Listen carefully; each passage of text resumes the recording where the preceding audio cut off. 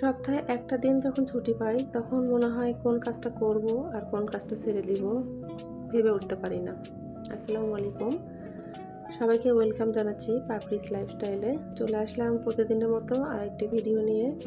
তো আমি শুক্রবারের দিন বেশ কয়েকটা ভিডিও করেছিলাম, মানে সারাদিন যে কাজগুলো করেছি সেগুলো একটু একটু করে ভিডিও নিয়ে রেখেছিলাম। তো আমি প্রাইসগুলো আমি ধুয়ে নেড়ে দিয়েছি ব্যালকনিতে, একটা একটা করে ছড়িয়ে দিয়েছিলাম যেন তাড়াতাড়ি শুকিয়ে যায়। অনেক বেশি রোদ ছিল অবশ্য। তো ওটা নেড়ে দিয়ে এসে যে আচার রেডি করছিলাম, আচারটা আগের দিন রাত্রেবেলা করা ছিল, তারপর ঠান্ডা হওয়ার পর এটা পরের দিন রেডি করছি দুপুরবেলা। এটা তো আচারে মশলা দিয়ে নিয়েছি আর তেলটা গরম করে তারপর ঠান্ডা করে আবার দিয়েছি। আচারে কিছু জিনিস খেয়াল রাখতে হয়, যেমন এই যে গরম তেল আচারের মতো দেওয়া যাবে না, দিয়ে বয়ামে উঠানো যাবে না, তাহলে আচার নষ্ট হবে। ভেজা চামচ দেওয়া যাবে না, মাঝে মাঝে রোদ্রে দিতে হবে, তাহলে আচার কিন্তু অনেক দিন ভালো থাকে। তো এটা আমার আচারের পেজ, পাপড়ির আচার ঘর। তো আমি যে কোনো আচারে অর্ডার নেই এবং যে কোনো জায়গায় ডেলিভারি দিয়ে থাকি। যারা আচার নিতে চান প্লিজ পাপড়িস লাইফস্টাইল, পাপড়ির আচার ঘর এবং মাহমুদা পাপড়ি আইডি, যে কোনো একটাতে নক দিতে পারেন।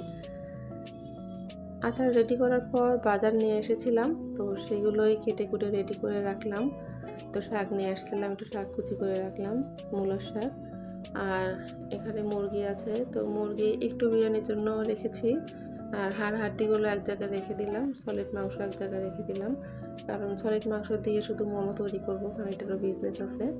আর এই যে পেঁয়াজ বেরেস্তা, এটা হালকা করে ভেজে আমি টিপে রাখি, যখন আমার অনেক কাজের প্রেশার হয় তখন আমি এই পেঁয়াজটা দিয়ে রান্না করে ফেলি, তাহলে খুব তাড়াতাড়ি হয়ে যায়।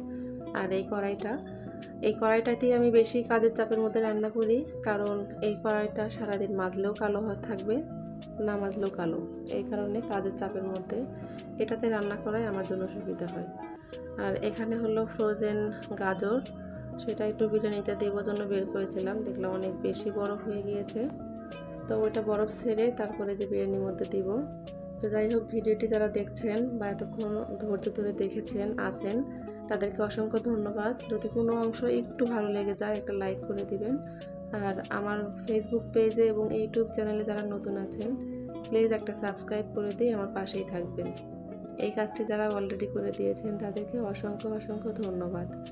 তো আমি বিরিয়ানি একপাশে বসে দিয়ে এই যে স্যালাডটা কেটে নিয়েছি, আর স্যালাডের মধ্যে অচমকা সরিষার তেল ঢেলে পড়েছিল অনেকগুলো, তো সেটা বাড়তি তেলটা ঢেলে রেখে তারপরে মেখে নিলাম।